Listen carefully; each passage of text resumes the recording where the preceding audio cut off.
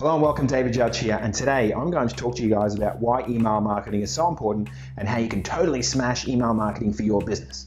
Now this is actually a really juicy subject, so I'm not going to stuff around, I'm going to get right into it. Now my last video where I spoke to you guys about how social you should be in your business, I shared an interesting statistic that showed 86% of businesses that had an online marketing plan used email marketing. Now what I find really interesting about this stat is when I conducted my own research and I rang up 212 business owners and I asked them if they use email marketing, only 16%. So that's 34 businesses of the 212 said that they did, and of the 34, only half of them sent emails regularly, with the other half sending them out a couple of times a year with no real schedule. Now on top of that, I want you to consider that old saying, it costs 6 to 7 times more to acquire a new customer than to retain an existing one. This is an old statement, but it was proven again last year by a company called Bain & Company, where they surveyed a whole bunch of businesses. Now, at the top of your head, if you were to think about sending an email to, let's say, your existing customers, asking them to buy more of your stuff, you have to ask the right way, of course, that you could actually get them to come back and buy more. And based on those stats, the 6 to 7 times more to acquire a new customer, do you think it may be easier to get them, your existing customers, to buy from you rather than to have to go down the process of getting new customers? Starting to make sense? Yeah? Cool. Okay, so let's go through now and look at the top 7 email marketing tips that I have for you guys that are going to help you get more customers through the door. So number one is to make it nice and easy and enticing for people to subscribe to you. Now this means if they've dealt with you beforehand, like they're an existing customer, that you're making it nice and clear that that you can stay in contact with them. And if they're totally new, so if they're coming and visiting your website, for example, or your email signature or your social channels or wherever I can find you online, make sure it's nice and easy and clear how you can subscribe to get more information from you. Also, if they're doing that, make it enticing, man. Which one of these two sound more enticing? 7 steps to gathering the competitive edge newsletter, or sign up for my newsletter? Yeah, I see this second one so many times, it's just out of control. Now, if you're going to ask me to sign up for something on any of your channels, like your website, social, I want to know what's in it for me. I want to know what's in it for me. So make sure you give them a real good reason to sign up to pass on their info to you. Number 2, choose the right software to manage your contacts. Now, when I set my very first email marketing campaign, it was 14 years ago, I bought software that was set on my desktop on my computer, and I'd have to load all of my email addresses, and I'd have to load up my mail out letter, and I'd send out one email after the next. I'd have to manually remove my unsubscribes from the list, and the whole process was so slow and painful and used to take me 2 days every time I did it. Nowadays, there are a lot of options where you may already be able to email out from your website, not sure. But if you don't have this as an option, there's software like MailChimp, Aweber, or GetResponse, which is totally awesome to use. Now MailChimp, as an example, is totally free, and if you just want to dip the toe in the water, and they allow you to send up to 12,000 emails every single month and store up to 2,000 contacts on there for free. Now the main point here is to make sure that the software that you're using is nice and easy, and is also very clear on how they can unsubscribe, and also that it records stats, which I'm going to mention shortly. Okay, number 3, send them a welcome email. Yes, send them a welcome email. Let's say it's an existing customer. Say, hey, thanks for dealing with me. If it's a person that subscribed to your list, say, hey, awesome, thanks for subscribing to my list. Now, if you're really smart, using the software I mentioned above, you can actually set up what's called an autoresponder sequence. Autoresponder sequence? But Dave, what's an autoresponder sequence? Autoresponder sequence is a series of preset emails that you can send out to your new subscribers.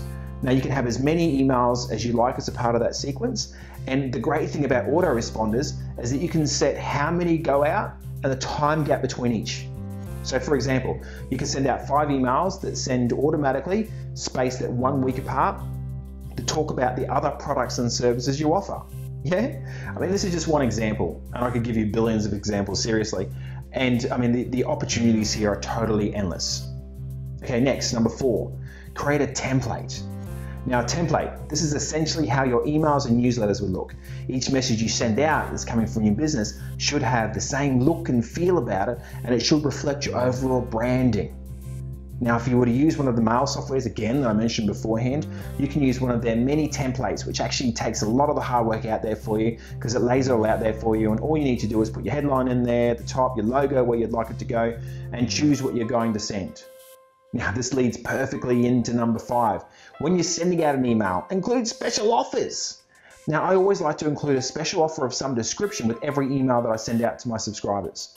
An example, if we arranged an email for a client where we sent out to 2,000 of its previous customers, offering them a free service valued at $50 if they booked in for another product.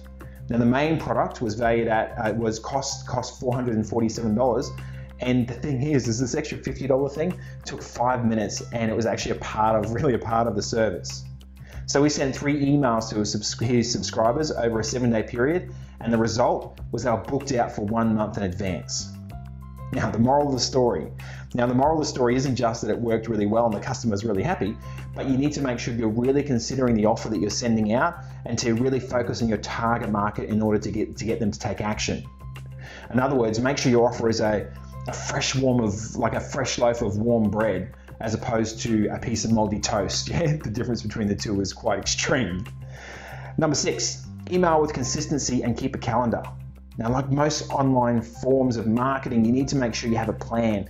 Now, we're talking about when times get really, really tough and really busy, and it's really common to drop the activities that actually bring you the most money when businesses get busy. So if you have a schedule that you can work on in advance, you can not only understand what you're going to be sending out, you can also delegate tasks off to different people to complete, which will ensure the ball keeps rolling if you get busy. Yeah? Okay, finally, measure your stats, and I've left the best for last. Measuring your stats are crucial, especially if you want to understand what appeals to your subscribers and your existing customers. This will allow you to send more of what they want. This is an odd turn of events, sending them more of what they want. Yes, it'll let you send more of what they want, and in turn, it'll help you make more sales. Sound pretty simple, right? Yeah, I thought so.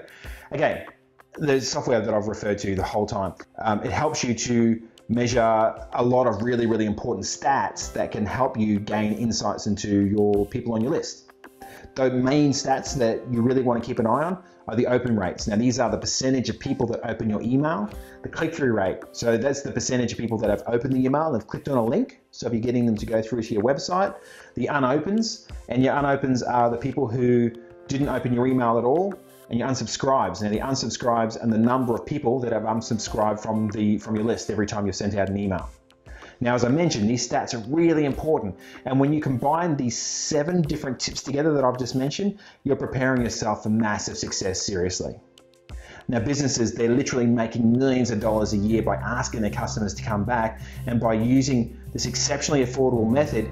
I mean, this is a lot more affordable than direct mail, and a lot more affordable than nearly every other method out there. It makes it a massive no-brainer, seriously. Okay, that's it, that's great. In the next video, I'm going to talk about the top 5 online marketing strategies that you can implement in your business if you're on a tight budget. Now, this is great for startup companies, or if you want to make sure that you're doing some online marketing, but you don't want to break the bank. If you have a question that you would like me to answer, make sure you get in contact with me, and as per usual, I'd love to hear from you. As always, this is David Judge, talking online marketing and showing you how you can grow your business online.